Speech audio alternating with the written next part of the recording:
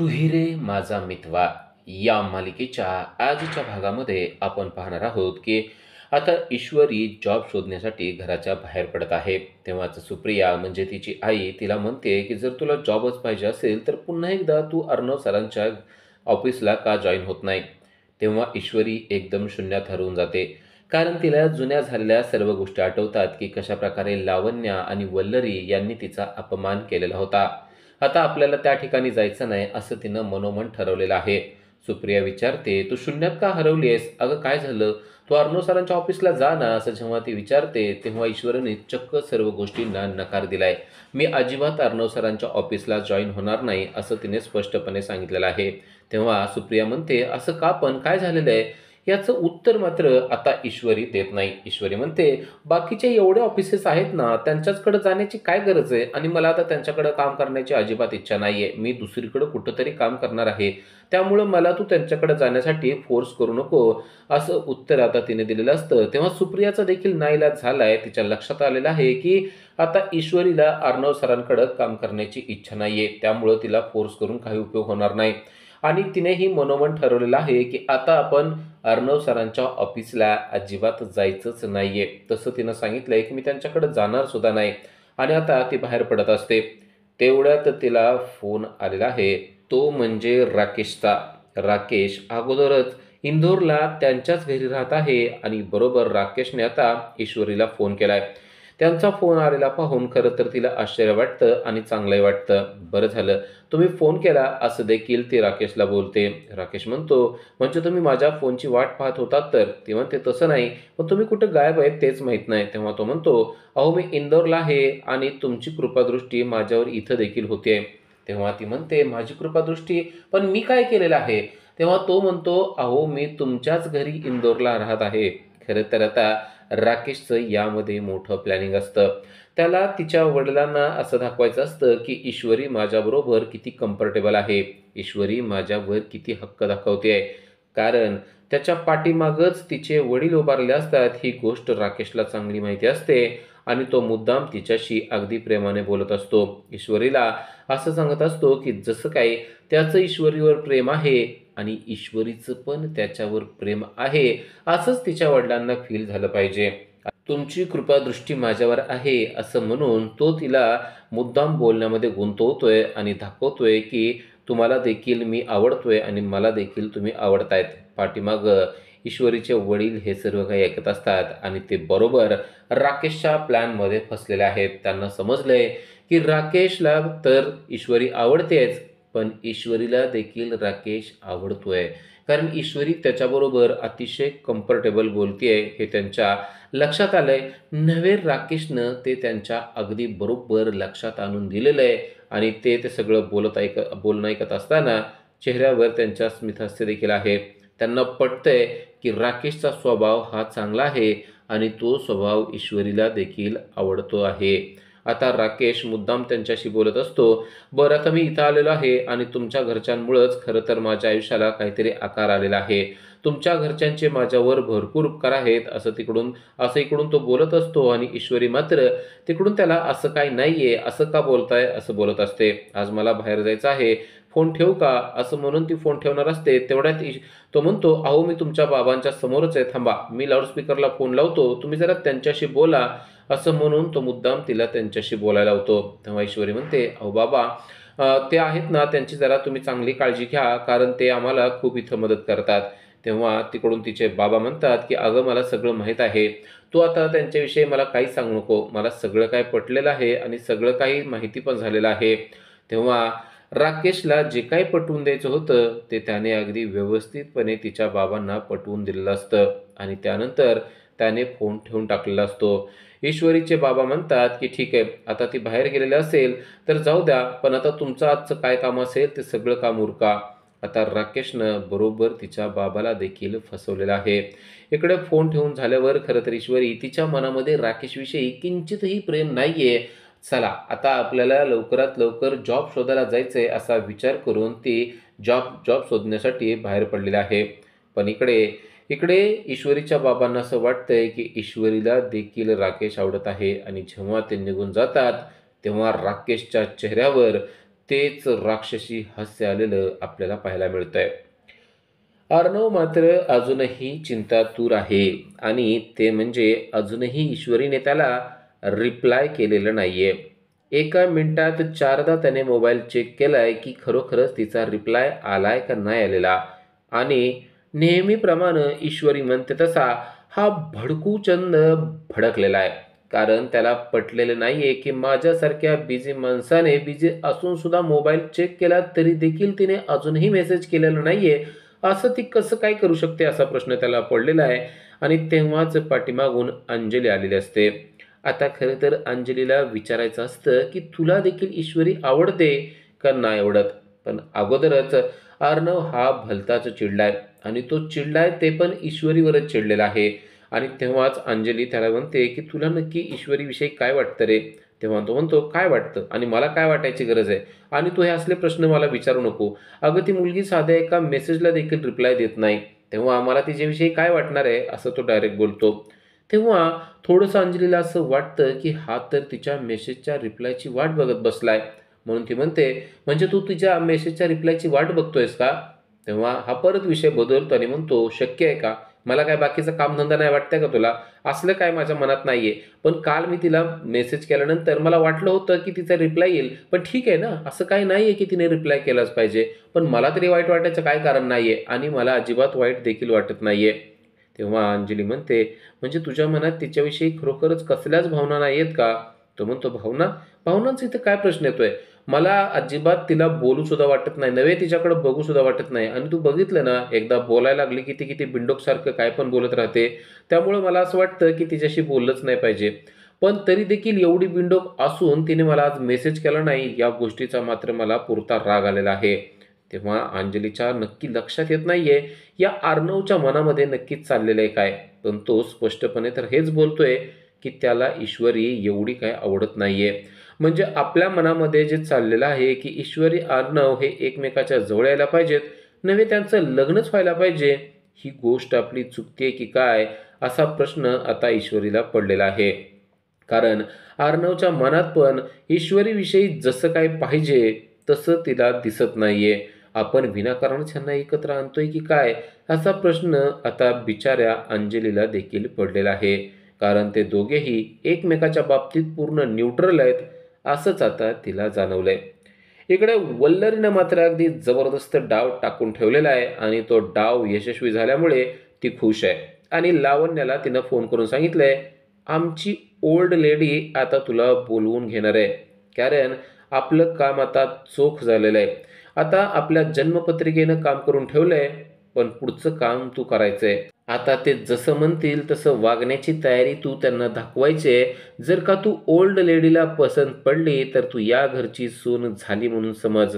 मी माझं काम अगदी व्यवस्थितपणे पार पाडलंय. आता तू सगळं काम पार पाडायचंय. त्यांच्या सगळ्या प्रश्नांची उत्तरं तुला पॉझिटिव्ह द्यायचेत. हे सगळं ऐकत असताना खरं तर लावण्य अगदी खुश झाली आहे. कारण तिला अर्णव बरोबर लग्न करायचंय आणि अर्णव तिला खूप आवडतंय. तिची स्वप्नपूर्तीच होतीये आणि वल्लरी तिला मदत करते. तिला समजलंय की वल्लरी किती महत्त्वाची आहे. वल्लरीनं आपलं खरोखरच चांगलं काम केलंय हे सुद्धा ती मनोमन विचार करत आहे. आणि वल्लरीला सांगते की आता तुम्ही काहीच काळजी करू नका.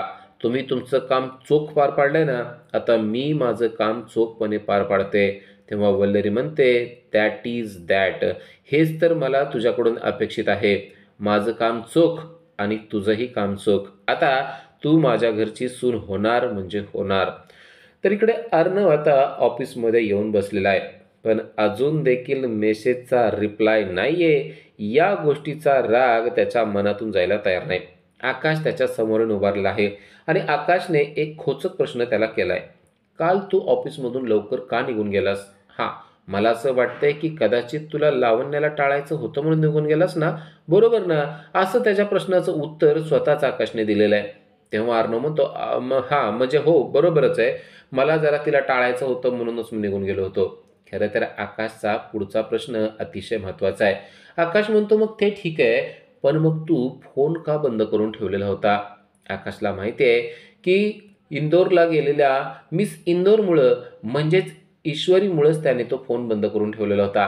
पण अर्णव मात्र ते मान्य करायला तयार नाही. अर्णव म्हणतो, "मग केला म्हणजे माझा फोन आहे, मी करणार ना.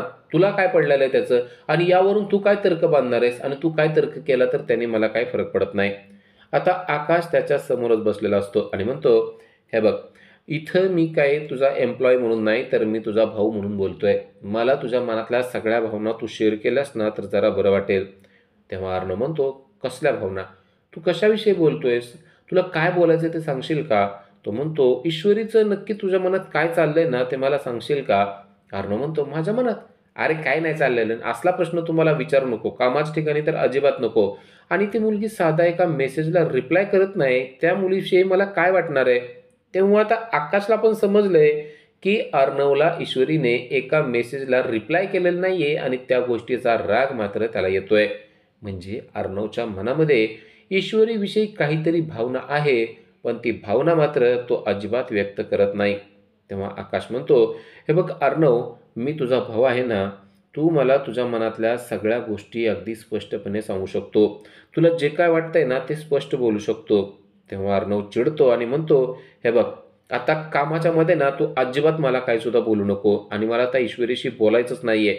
अरे नाही केला रिप्लाय तर मला काय फरक पडतोय? सोड विषय बरं सगळा तो. आणि मी फोन बंद ठेवला होता. मला ठेवू वाटला, मी ठेवला. तू बाकीचे उगाच फालतू प्रश्न मला करू नको." आकाशला मात्र अगदी खात्री आहे, की अर्णवचं काय चाललंय. अर्णवचं वागणं, बोलणं, त्याचं चिडणं हे सगळं सगळं ईश्वरीच्या भोवती फिरणारं असतं. ही गोष्ट त्याला चांगली समजलेली आहे आणि त्यामुळंच तो त्याला बोलतं करण्याचा प्रयत्न करतोय. त्याच्या मनातल्या भावना बाहेर काढण्यासाठी त्याला प्रेरित करतोय. पण अर्णव मात्र स्वतःच्या मनातली एकही भावना त्याला काही दिसू देत नाही. अर्णव मुद्दाम एकदम त्याच्या जवळ येऊन म्हणतो, "तुला असं वाटतं ना, की मी तुझ्याशी काहीतरी महत्त्वाचं बोललं पाहिजे?" तेव्हा आकाश म्हणतो, "हो, अगदी वाटतंच." "बरं थांब, मी तुझ्या जवळ येतो आणि तुला सांगतो." असं म्हणून तो त्याच्या जवळ येतो. आकाशला वाटतं आता की खरंच हा काहीतरी सांगणार आहे. पण आकाशला तो म्हणतो, "गेट आउट. इथून बाहेर जा आणि या विषयावर आता अजिबात बोलू नको. मला काहीच बोलायचं नाहीये त्या विषयावर." असं म्हणून चक्क आकाशला त्याने बाहेर काढलेलं असतं. पण अर्णव नित्यनेमानं एक काम करतोय, ते म्हणजे मेसेजचा रिप्लाय आला का नाही आला. अजूनही मेसेजचा रिप्लाय आलेला नाहीये. तेव्हा अर्णवच्या चेहऱ्यावर पुन्हा तोच राग आलेला आहे. ही ईश्वरी इतकी कसं काय वाईट असू शकते, असा प्रश्न त्याला पडलेला आहे.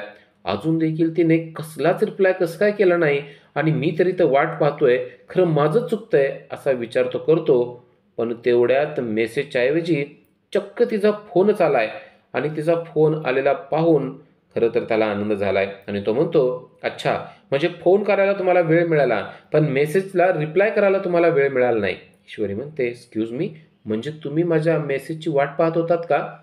अर्णव म्हणतो, "हो, मला काय दुसरं काही कामच नाही का तुमच्या मेसेजची वाट बघत बसायचं? अजिबात मी वाट-बीट बघत नाही. पण एक मॅनर्स असतात, की आपल्याला एखाद्या व्यक्तीने मेसेज केला म्हणल्यानंतर आपण त्या व्यक्तीला मेसेज रिप्लाय करायला पाहिजे." ईश्वरी म्हणते, "अहो, पण मी का करू? मला नाही करायचं आहे तुम्हाला." अर्णव म्हणतो, "मग नका ना करू. मी कुठं म्हणतोय तुम्हाला करा म्हणून. पण एक मॅनर्सची गोष्ट फक्त मी तुम्हाला सांगतोय." ईश्वरी म्हणते, "पण आता फोन केला ना तुम्हाला?" मग तो म्हणतो, "केला." "मग केला म्हणजे काय झालं? नका करू. ठेवा. नसेल तुम्हाला बोलायचं तर ठेवा फोन पण." ईश्वरी म्हणते, "तुम्ही ना कसे तेच मला कळत नाही. असं वाटतं पहिल्यांदा तुम्ही चांगले समजायला लागलेले आहात आणि तेव्हाच वाटतं की तुम्ही अजिबात समजत नाहीत." अर्णव म्हणतो, "म्हणजे काय म्हणायचं नक्की तुम्हाला?" ईश्वरी म्हणते, "मला काय म्हणायचं ना, आता ते मलाच कळत नाहीये. त्यामुळं आता मला तुमच्याशी बोलायचंच नाही." असं म्हणून तिने फोन ठेवून टाकलेला असतो. अर्णव म्हणतो, की "तुला काय बोलायचंय ते तुला कळत नाही आणि मला काय ऐकायचंय ते आता मला कळत नाहीये." ईश्वरी आणि अर्णव यांचं हे सगळं बोलणं असं चाललेलं असतं. पण दोघांच्याही मनामध्ये एकमेकाविषयी कुठंतरी प्रेम आहे. पण ते प्रेम काही केल्या व्यक्त होत नाही. ही गोष्ट दोघांनाही थोडी-थोडी कळते. विशेषतः अर्णवला ती जरा आता जास्त कळतेय. मेसेज नाही तर नाही, किमान फोन तरी आलेला आहे या गोष्टीचा थोडासा आनंद आता त्याच्या चेहऱ्यावर आहे. त्याला बरं वाटतंय. पण एका एका क्षणात त्याच्या मनात येतं, मग फोन करायचा होता तर गोड तर बोलायचं, नीट तर बोलायचं, पण नाही. ही नीट पण बोलणार नाही आणि मेसेजला रिप्लाय पण देणार नाही आणि परत तो स्वतःलाच बोलू लागतो, "पण मला काय या गोष्टींचा त्रास होतोय? नाही केला त्यांनी फोन, ठीक आहे नाही केला. नाही केला त्यांनी मेसेज तर नाही केला. मला काय झालंय? मी काय या गोष्टीचा विचार करत बसलोय? माझ्यापुढं शेकडो कामं पडलेली आहेत. ती कामं बघायची सोडून मी मोबाईल का सारखा बघतोय? खरंच माझं काय चाललंय ना ते मलाच कळत नाहीये, असं तो स्वतःच्या मनाशी बोलत आहे. इकडे अंजली आता आजीकडं आलेली आहे आणि त्या आजीला म्हणते, खरंच काय मला कळत नाहीये. त्या अर्णव आणि ईश्वरी या दोघांना पण मी भेटले. या दोघांनाही बोलण्याचा प्रयत्न केला, एकमेकाच्या भावना जाणून घेण्याचा प्रयत्न केला. पण मला असं वाटतंय की या दोघांच्या मनामध्ये एकमेकाविषयी काहीच नाही. तेव्हा आजी म्हणते, असं असेल तर तो आता विषयच आपण सोडून दिलेला बरा होईल. कारण मला असं वाटतंय की त्या दोघांच्या मनात खरोखरच काही नाहीये. नव्हे, नियतीच्याच मनात असं काही नाहीये. म्हणून तर बघितलं ना, त्या दोघांची पत्रिका देखील जुळलेली नाही. मग ज्या व्यक्तीची पत्रिका जुळतेय त्या व्यक्तीला बोलवून घेणं आणि बोलणं गरजेचं आहे असं मला वाटतंय. म्हणजेच आजींना असं वाटतंय की लावण्याला बोलवलं पाहिजे आणि लावण्याला अर्णवच्या लग्नाविषयी, अर्णवच्या प्रेमाविषयी विचारलं पाहिजे. अंजलीला मात्र ही गोष्ट पटत नाहीये. अंजली म्हणते अजून थोडासा प्रयत्न करणं गरजेचं आहे आणि तेवढ्यात लावण्या घरी आलेली आहे. कारण आजीनं तिला बोलवूनच घेतलेलं असतं. लावण्या तर खुशच होऊन आली आहे. कारण तिला अगोदरच सगळं काही वल्लरीने सांगितलेलं आहे. पण आता आव मात्र असं आणते की जसं काही तिला माहितीच नाहीये आणि त्या आजीला विचारते, आजी तुम्ही मला बोलवलंत का? तेव्हा आजी म्हणतात की हो अगं लावण्या बस, मला ना तुझ्याशी थोडंसं महत्त्वाचं बोलायचं आहे. लावण्या म्हणते, माझ्याशी माझ्याशी तुम्हाला काय महत्त्वाचं बोलायचं आहे? आजी म्हणतात, मला जरा तुझ्या मनातील विचार जाणून घ्यायचे आहेत. लावण्या म्हणते, हो विचारा ना, नक्की कोणत्या विषयावर विचार पाहिजेत?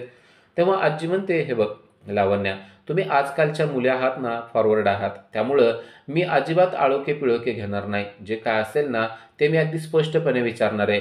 तुझ्या मनात अर्णवविषयी नक्की काय आहे ना ते मला विचारायचं आहे. तेव्हा ती म्हणते, हो पण अर्णवच्या कोणत्या विषयावर तुम्हाला माझं मत पाहिजे?